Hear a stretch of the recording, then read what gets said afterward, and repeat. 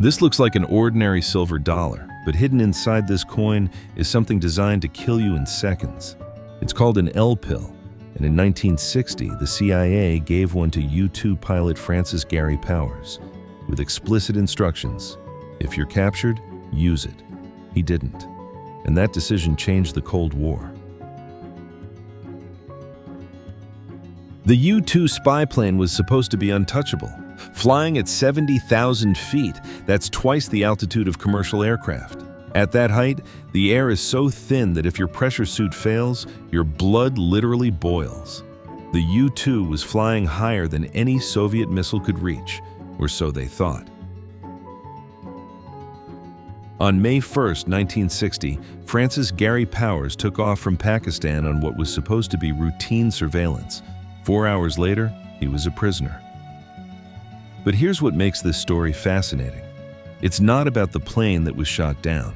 It's about a choice that one man made in the seconds after his parachute opened. Before I tell you what Powers did, let me show you what he was carrying. The L pill contained saxitoxin, a neurotoxin found in shellfish. Saxitoxin blocks sodium channels in nerve cells, preventing electrical signals from traveling. Within seconds, you'd experience paralysis, respiratory failure, and death. The CIA estimated just 10 seconds. Powers had been extensively trained on this device. The message was clear. Capture meant torture and exposure of secrets. But imagine you're Francis Gary Powers. You've just survived a surface-to-air missile explosion at 70,000 feet. Your aircraft is destroyed, but you're alive, floating down in a parachute over enemy territory. In your survival kit is this coin. Your training is clear. Your orders are explicit. What would you do? Powers landed in a field near Sverdlovsk. Soviet farmers found him within minutes, and when they searched his belongings, they found the L pill, unused. Now, you might think Powers was a coward. That's certainly what some people said at the time. But let me show you why this decision was complex. First, Powers wasn't tortured. The Soviets treated him well. They wanted him alive. Second, the intelligence was already compromised. The Soviets had shot down his plane. They knew about the U-2 program. But here's what Powers couldn't predict. His survival was about to hand the Soviet Union one of their greatest propaganda victories. 3 days after Powers was captured, President Eisenhower lied to the American people. He said the U-2 was a weather research aircraft that had accidentally strayed into Soviet airspace. Then, Khrushchev sprung his trap. At the United Nations, he revealed that Powers was alive and had confessed. In an instant, the United States went from being the wronged party to being exposed as liars. Powers' trial became a global spectacle. For 17 days, the world watched as the American pilot detailed his mission. The Paris summit collapsed, the Cold War escalated, and American credibility was shattered. All because one man chose to live.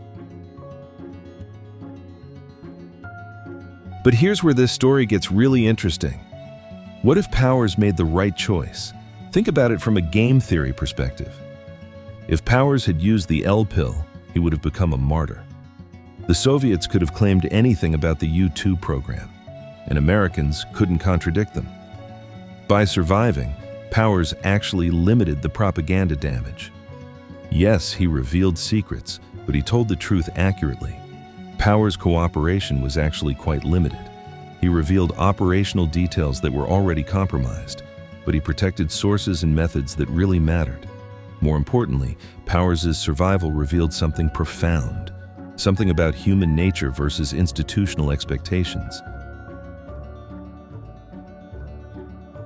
The L pill represents a fundamental question. What do we owe to our institutions versus ourselves?